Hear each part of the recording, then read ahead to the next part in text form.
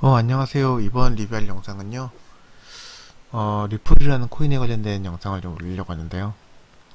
정말 오랜만에 일단 영상을 올리는 거고, 한 3, 4일 정도 영상을 올리지 못했어요. 이제 그러다 보니까 구독하신 분들 한 4분 정도가 구독을 취소해 주셨더라고요.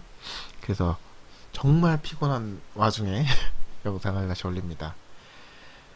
일단은 요즘에 뭐 한라봉 농사하는 거랑 뭐 여러 가지 일 때문에 좀 겹쳐져서 정신없이 좀 보내고 있었어요. 그래서 지금도 이제 12시가 좀 넘었는데,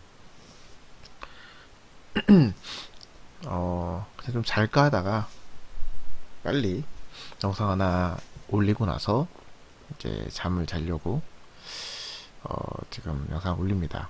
일단 오늘 리뷰할 영상은 리플에 관련된 내용이에요. 리플이라는 코인은 뭐 다들 아시겠지만, 일단 코인이라는 얘기를 하기 좀 조심스러운 게, 이게 좀 반감을 갖고 있는 사람들이 많거든요. 뭐 사기다라고 생각하시는 분들도 많고, 근데 제가 이게 사기다 아니다라는 얘기를, 제가 다 말씀을 드리긴 좀 어려운 부분이고, 왜냐면 저도 모르니까. 근데 어쨌든 간에 이런 현상이 있다라는 거에 대해서는 이제 많은 분들이 이미 알고 있고, 오늘도 보니까 검색 순위에서 10위권 안에 들어가 있더라고요. 이젠 대부분의 사람들이 좀 알고 있지 않을까 싶어서 이제 이 수면 위로 좀 올라와서 우리가 이제 공론화해야 된다.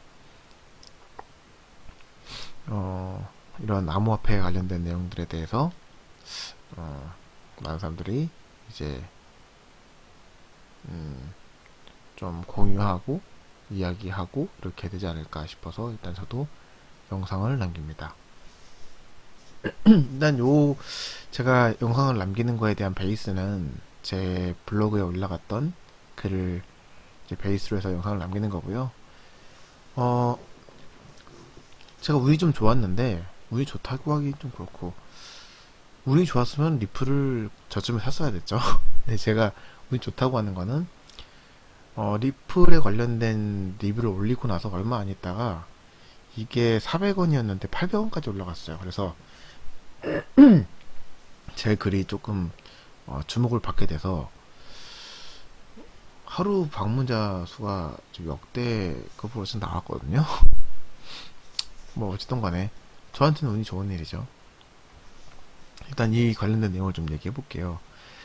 사실은 저도 이게 진짜인지 아닌지 모릅니다. 이 암호화폐가 미래가 어떻게 될지. 왜냐면 저도 예전에 이거는 제가 그냥 하는 얘기가 아니라 제 친구들도 같이 있었던 그런 내용이었는데, 어, 이오스라는 코인에 대한 굉장한 확신이 좀 있어서 이오스라는 코인에다가 돈을 좀 투자를 했었어요. 그리고 이게 수익이 한 5천 정도 나왔었는데, 물론 그걸 전부 다 출금하지는 않았지만, 어, 이제 그때 제가 무슨 생각을 했냐면, 요거에 대한 확신을 좀 했거든요. 아, 이게 무조건 되겠구나.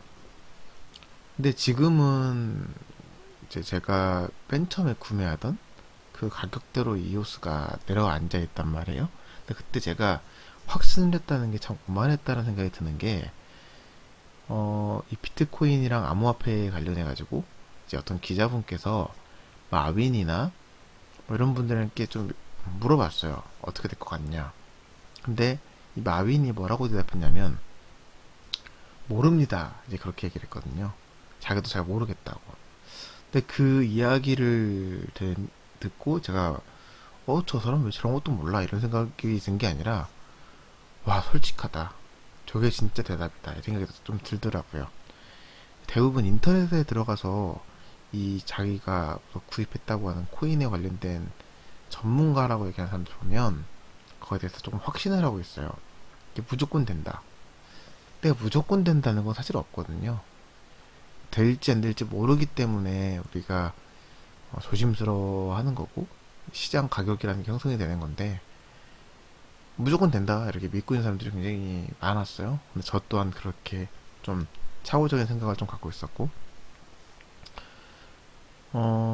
그래서 어쨌든 간에 뭐 이 미래에 대해서 모르기 때문에 그 음, 가격의 등락이 좀 변동성이 심한 게 이 암호화폐 시장이죠. 이게 리플이라는 코인을 제가 처음 만났던 거는 한 3, 4년쯤 됐는데, 다른 코인은 제가 읽어봐도 도통 무슨 소리인지 모르겠더라고요. 근데 리플은 제가 좀, 뭐라 그러지? 이 정체성? 이게 좀 확실하다고 해야 되나? 솔직히 비트코인 어디다 쓸 거예요? 제가 만약에 비트코인을 하나 받았어요? 뭐 하나라고 하니까 좀 그런데, 아무튼 제가 어느 정도의 비트코인을 받았다고 치고, 자, 저한테 선물 줬어요. 근데 이거를 되파는 거 말고는 뭐 없어요. 이 할 수 있는 게. 역할이라는 거를 잘 모르고, 근데 리플이 하려고 하는 역할은 뭐냐면 이 송금 서비스 관련된 그 역할을 하기 위해서 만든 거거든요. 근데 이게 무슨 말이냐면 이게 공감하시는 분도 있으실 거예요. 여행을 가시거나 이러신 분들은 좀 아실 수도 있는데, 우리가 미국으로 여행을 가게 되면 미화를 이제 가지고 가죠. 저는 뉴질랜드에서 한 10년 가까이 생활을 했었단 말이에요. 그러면 한국에서 뉴질랜드로 돈을 보낼 때 바로 보낼 수가 없어요. 이거를 뉴질랜드 달러로 환전이 안 되고 미화로 환전해서 그 미화를 다시 뉴질랜드 달러로 환전을 하든지, 아니면 뭐 방법은 좀 있는데 어쨌든 간에 절차는 환전의 과정이 두 번은 걸쳐야 된다는 얘기거든요. 반대로 뉴질랜드에서 한국으로 보낼 때도 바로 원화로 송금이 안 돼요. 그러니까 뉴질랜드 달러를 미화로 바꾼 다음에 송금을 해서 한국에서 그걸 또 원화로 바꾸거든요. 이 중간 수수료랑 것도 굉장히 크고, 또 시간이, 이게 실제 돈이 왔다 갔다 하는 게 아니고 전산상의 문제인데도 불구하고 시간이 굉장히 오래 걸려요. 그러니까 지금 송금하면 이제 컴퓨터로 작업하는 거기 때문에 바로 내일 찾아야 된다는 생각이 쉽게 들잖아요. 근데 그게 아니라 오늘 송금하면 며칠이 걸려요, 이게. 그리고 굉장히 생각보다 뒤떨어져 있다고 해야 되나? 그래서 그런 생각을 항상 했었거든요. 아, 이거를 어차피 숫자로 왔다 갔다 하는 거고, 이 행정이나 뭐 이런 사무적인 업무는 뭐 나중에 처리되지 않나? 소설 그러려고 좀 떼가는 거 아닌가? 이런 생각이 좀 들었었거든요. 너무 복잡하니까 송금하고 출금하고 하는 과정이. 그리고 싱가포르로 수출할 때도 그랬어요. 그쪽에서 싱가포르 달러를 보내오는 게 아니라 그쪽에서 미화로 보내고 우리는 미화에서 하나로 또 출금을 해요. 그러니까 이중으로 그 환전을 해야 되는 번거로움이 분명하게 있고, 그리고 이 환율 같은 경우에도 굉장히 변동성이, 왜냐면 이게 1차적으로 그 환전하는 게 아니기 때문에 변동성도 굉장히 무시 못 하거든요. 근데 그러다 보니까 내가 이거 제대로 지금 하고 있는 건가? 뭐 이런 생각이 좀 들 때가 많습니다. 그리고 이게 미화로 갖고 있다가 언제 출금하느냐에 따라서 또 이 수익이 또 달라지고, 내가 물건을 판 가격이 달라지는 거죠. 이게 어떻게 보면. 그렇기 때문에 그런 거에 대한 불편함이 좀 있었는데, 이 리플이라고 하는 이 코인이 그런 목적으로 만들어진 거예요. 애초부터 설계가. 그러니까 송금 서비스를 위한 거죠. 저는 이게 굉장히 현실적이고, 우리가 달러의 무슨 패권에 무슨 대항하는 그런 식으로 비트코인을 얘기하는데, 그렇게 볼 것만은 아니라 어떤 보조적인 상품으로도 충분히 인정받을 수 있는 가치가 있다라고 생각을 해요. 근데 제가 지금 말하고 있는 중에서도 지금 이렇게 보면 가격이 엄청 떨어지죠. 근데 이거를 우리가 믿을 수가 있냐 이거죠. 이 위로는 막 2배가 올라갔다가 하루 만에 밑으로 막 반이 빠지고 이런 변동성이 심한 이런 거를 믿을 수가 있느냐, 이런 문제가 좀 있는데, 제가 말하고자 하는 바는 요거예요. 지금 시가총액이 22조밖에 안 되거든요. 그러면은 이 시가총액이라고 우리가 표현을 해놨는데, 그러면 달러의 시가총액은 얼마예요? 원화의 시가총액은 얼마고. 그렇게 치면 이게 너무 터무니없이 작은 돈이거든요. 그리고 요거를 지금 1000억 개가 미리 발행이 되어 있고 일괄 발행이 되어 있고 더 이상 발행이 안 돼요. 이제 그러다 보니까 확실하게 인플레이션이 발생하는 코인은 아니거든요. 단 이 가치가 오르고 내리고 하는 거는 공급자랑 수요자 간의 이 거래에 있어서 시장가가 형성이 되는 건데, 이게 앞에서 말씀드렸던 것처럼 좀 불안한 요인이 사실 좀 있었고, 그리고 통제가 되지 않죠. 그러니까 중앙 통제에 의해서 이 가격을 조정하는 어떤 제3의 세력이 있으면 이제 올라갔을 때 이제 그 매도를 좀 해주고, 이제 그 내려갔을 때 매수를 해주고, 이렇게 적절하게 그 매도와 매수를 하면서 시장 가격이 변동성을 좀 잦아지게끔 하는 역할이 좀 필요한데, 너무 지금 그들만의 리그 이거 시가총액이 좀 작기 때문에 저는 이게 지금 당장으로서는 그 역할에 충실할 수는 없을 것이다 라고 생각을 해요. 근데 이제 암호화폐 시장이 좀 커지고 나서 정말 많은 사람들한테 이게 분산되어 가지고 들어가 있게 된다면, 이 1000억 개가, 그러면 우리가 알다시피 이 코인을 쪼갤 수가 있잖아요. 이 쪼개 가지고 가져가는 게 굉장히 넓게 포진이 되고, 그리고 시세도 분명히 보다 훨씬 높겠죠. 이게 그렇게 됐을 때 아마 변동성은 좀 시간이 알아서 조절해주지 않을까 싶습니다. 근데 뭐 그러려면 지금부터 코인을 가지고 굉장히 오랫동안 가지고 있어야겠죠. 근데 저는 이제 이 코인이 좋다라고 얘기를 해서 1, 2년 뒤에 이게 뭐 5천원이 돼 있고 만원이 돼 있고 이런 얘기를 하고 있는 게 아니라 이거를 한 10년, 20년, 그러니까 우리 아이들한테 물려줄 정도로, 그 정도로 이거를 소장하고 있는다면 분명히 굉장히 이 세상의 패러다임을 바꿀 만한 그런 대표적인 코인이 되지 않을까 생각을 해요. 근데 이렇게 얘기하면은 좀 터무니없는 생각을 하겠죠. 왜냐면 우리는 급등하는 코인을 받고 급락하는 코인을 받기 때문에 20년이라는 세월이 너무 터무니없다고 생각할 수도 있겠지만, 우리가 주식 투자나 부동산 투자 같은 경우에는 좀 장기로 하는 경우가 많아요. 근데 이 거래하는 이 매매 이 주기가 코인이 너무 짧거든요. 보통 이거 단타라고 하는데, 당일날 그 데일리 트레이딩을 하거나 아니면 굉장히 많이 틱 단위로 쪼개가지고 트레이딩 하시는 분들도 많고, 오래 들고 있어도 뭐 한 달, 두 달 뭐 이러잖아요 지금.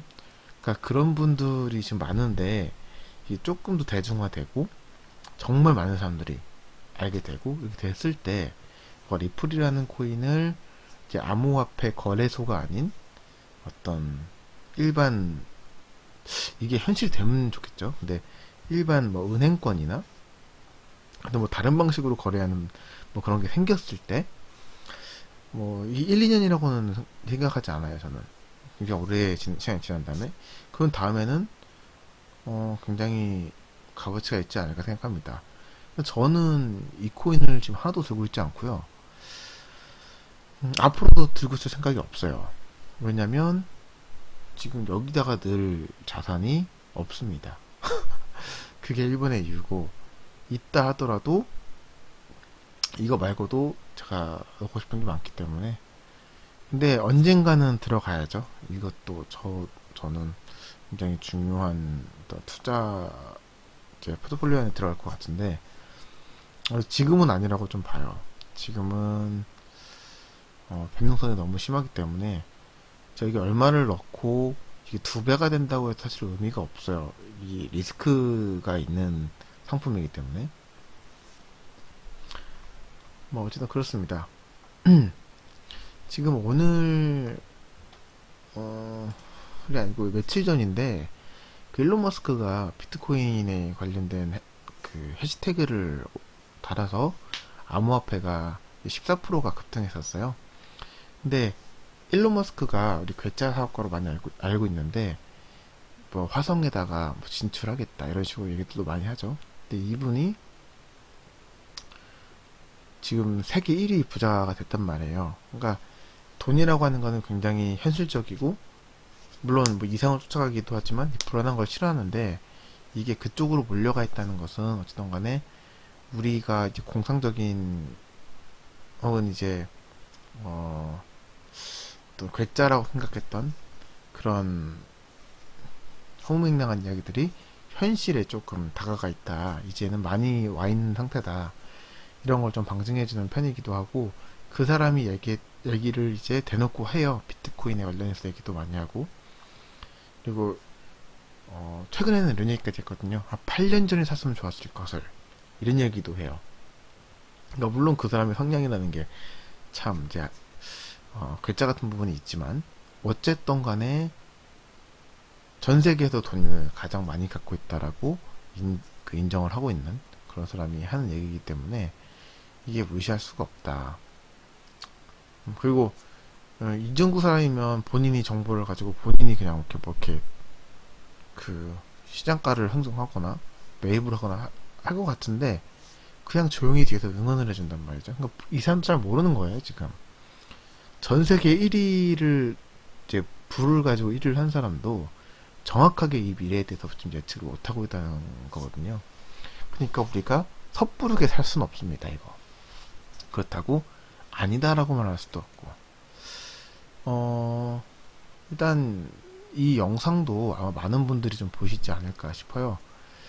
근데 저는 개인적으로 이런 코인에 관련된 방송을 하는 사람은 아니기 때문에 잘 모르기도 하고 그렇습니다.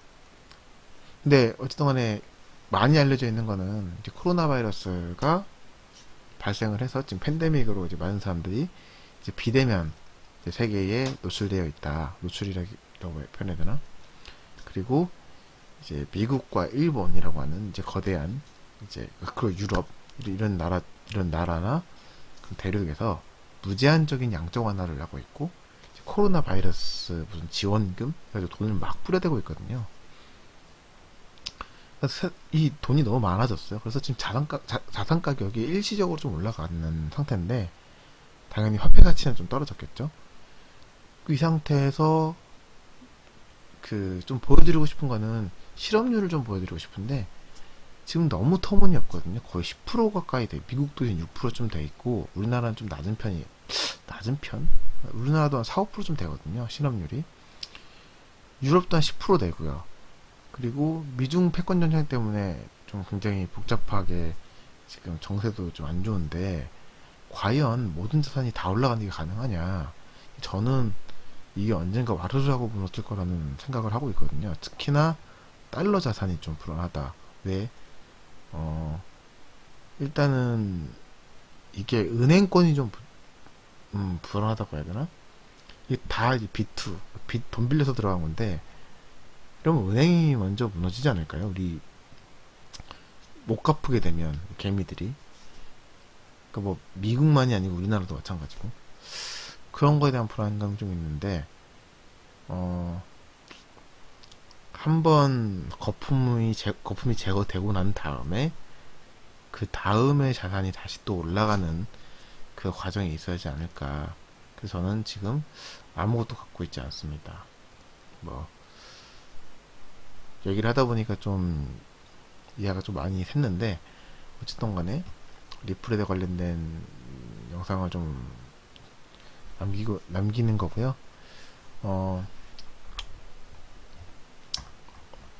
오늘도 코스피가 3천을 겨우 지켰다고 제가 마지막에 봤어요. 근데 뭐 코스피가 더 떨어지느냐 올라가느냐 이런 거에 관련해 가지고는 물론 제가 얘기해 줬은 부분도 아니지만 뉴스에서도 이제 많이 얘기하죠. 근데 저 개인적으로는 자산 가격이 너무 거품이 많이 껴 있다 이런 생각이 좀 들어서 좀 조심히 접근해야 되지 않겠나 라는 생각을 좀 하게 됩니다. 아무튼 오늘 영상 여기까지만 하겠고요. 저는 지금 너무 잠을 못 자가지고 좀 횡설수설하고 있는데 자러 갈게요. 안녕.